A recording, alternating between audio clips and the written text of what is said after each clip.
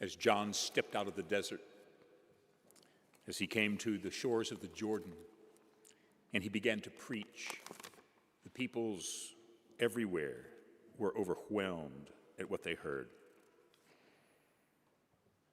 They poured out because they knew that something was happening with him.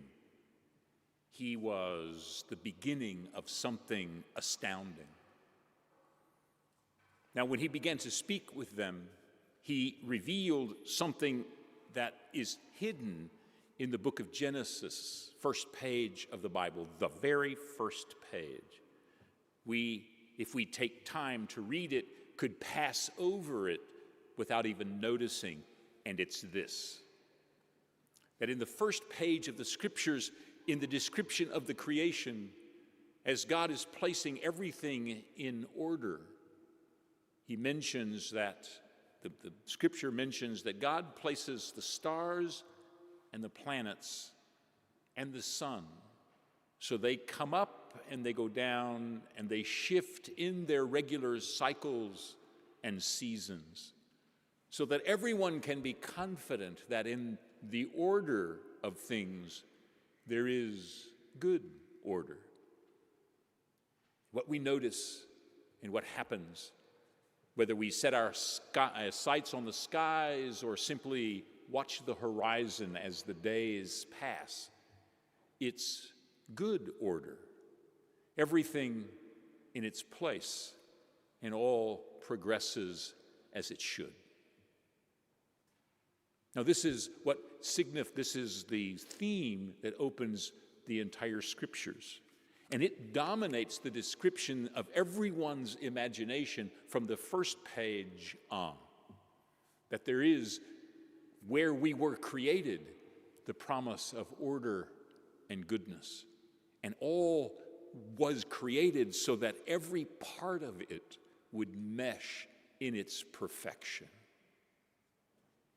Now, from the beginning the third page of the Scriptures, with a description of Adam and Eve's sin, we've fallen into chaos, that's true. But our heritage hasn't changed. That good order is what was imprinted into our humanity. It was what we were created to expect and to see. But as we fell into disorder, that kind of perfect symmetry was broken, and its breaking was powerful and dramatic. It might seem exaggerated in Genesis, but we can see it, in fact, here and now. That the great cycle of blessing and generosity and gratitude in this kind of great circle is broken among us. We know from our own lives that the ones who have the most are often the ones least grateful and the least generous with what they have, with what we have. It's the perfect circle. Those who have are grateful for what they have, and in their gratitude, they share what they have with another. So this great circle can continue in everyone's life. That is how it was from the beginning, but of course it's broken among us. It's not just the pages of the Scripture, it's what we see in the mirror. Those who have, for example, the greatest blessing of good health are usually the ones who have the least appreciation for what it means to be robust and never to even think a moment about disability or being disabled. We never think about the enormous blessing of what it is to be able to get up, go to the sink, get a glass of water, and come back and sit down any time we want. Because it's never occurred to us what a great blessing such a thing is, and so it's never occurred to us to be grateful for it.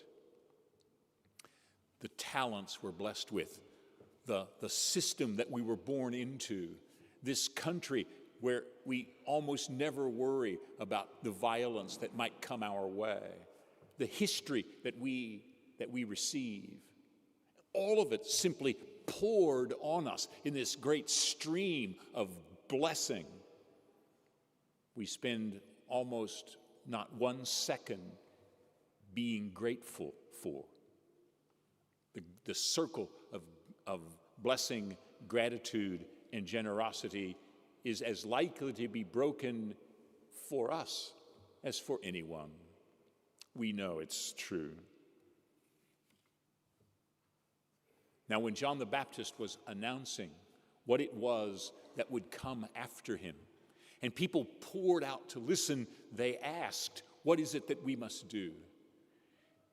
And he adverted that there were 2 things that they should look forward to, and the first was to reestablish the balance that was from the beginning, to pay attention to what was written into their hearts about good order, and to be attentive to the balance that needs to be reestablished.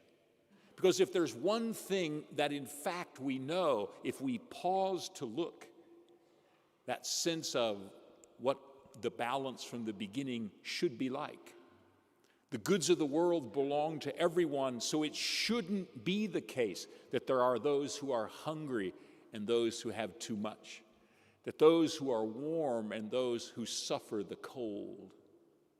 We know down deep that what ought to happen is that there ought to be goodness distributed everywhere. Pay attention, John the Baptist said, and give according to the blessings you've received. Be willing to become generous for those who live in need. It's a message we all understand. In fact, being attentive to John's words has defined the 20th century and has laid out the agenda for the first quarter of the 21st century. To provide what others don't have, to live in a world marked by evening up what is unbalanced. Those are preoccupations that seems to fill our world. That was John's first admonition. Want to be ready? Give. You want to be ready? Be willing to give, to fulfill, to care, and to make equal. That's what it involves. Now we have to be careful because this was merely the first way to prepare. This was John's first response. And we need to be attentive because this preoccupation to make things equal, the preoccupation to sustain those who are on the bottom, the preoccupation to be attentive to John's words, defining the 20th century, has produced as much misery as almost any time in the history of the world. There's been 500 million murders committed in the name of making things good for people in this last century. We need to be aware. That's the first thing that John said, but not the last. The energy that has propelled the 20th century and consumed the attention of the first quarter of the 21st has been destructive. We've forgotten what John said.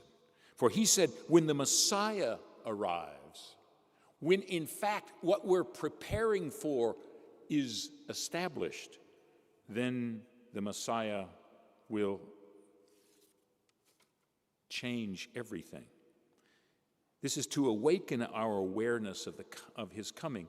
Like fasting evokes our appreciation of food, but it's not the same as a meal. When the Messiah comes, there'll be the banquet. So let's not mistake what we do in order to appreciate what good eating is for the banquet.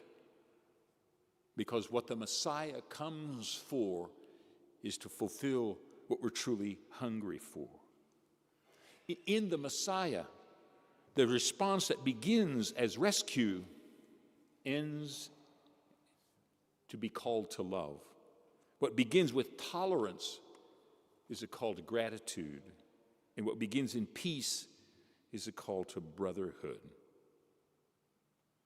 What John said was that as we prepare ourselves, we do so in anticipation of when the Lord comes, and he comes among us.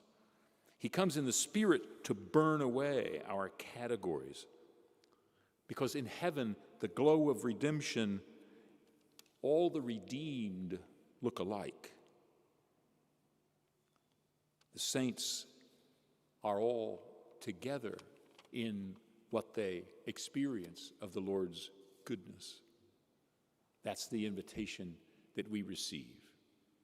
And so our invitation at Advent is to remember it's not our work to make the world as it was at the beginning. Our invitation is that as we strive, facing the world as it's turned out, our eyes are already turned on waiting on what the Lord will do with us.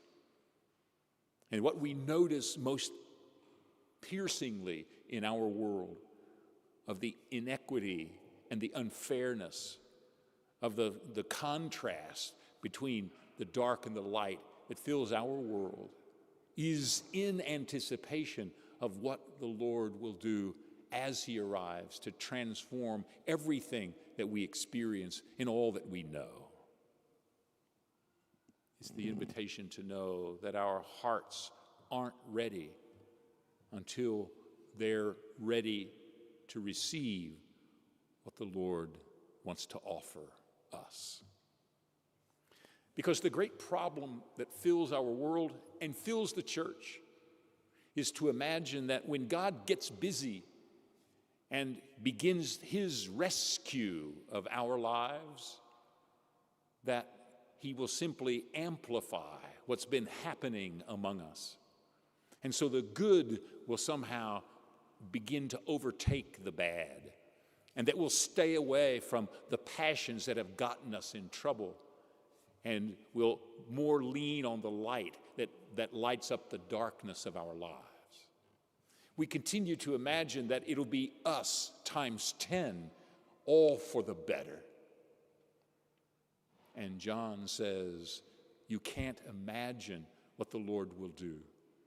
When the Spirit comes, all that you imagine about yourself will be transformed, so that it's possible that what has become the greatest anxiety in your life will be that which saves you.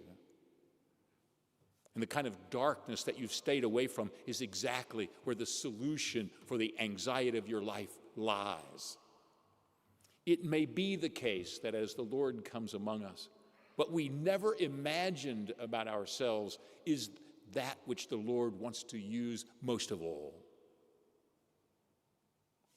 It could be the case that which we have stayed away from and rejected most certainly is exactly that which will be the key to unlock the gates of heaven for us. After all, if redemption was easy, just our life times 10, would it have been necessary for Christ to come among us, to be condemned and to be executed, buried so that he could rise? No, in fact, our redemption is to transform all of this part of our lives, every bit of who we are, so that what we have become becomes a gift to ourselves, to the world, to heaven. Get ready, John says. You haven't seen anything yet. It is beyond what you can imagine how God will work in our lives. Because what we have all expected is a band of angels and a troop that will push down all that blocks us from what heaven will do. No one expected that the Lord's redemption would begin with a small baby in a forgotten place, alone with his parents who had left all that had supported them in order to be at the hands of those who would control them. Every category, every expectation, and every probability taken away. And there is where God chose to act, and there where our redemption began. We can look into our lives, see in the mirrors of what we know, and know, first of all, that what God has in store for us, we cannot imagine. And our first invitation is to trust that even though we cannot imagine, that we can trust that it will be God's promise at work in our lives. And once we do trust, then all we have to do is wait to see that the doors begin to open. And if we have the courage, we can know that as the Spirit gets to work in our world, that we can afford to go through those doors that we have not yet even imagined are the ways to heaven. I baptize with water, John says, the one who comes after me, he will burn away everything, because you can imagine that as the Lord comes, all the limitations, all the darkness, and all the fear that holds you now will be taken away. That's what John says our redemption is like.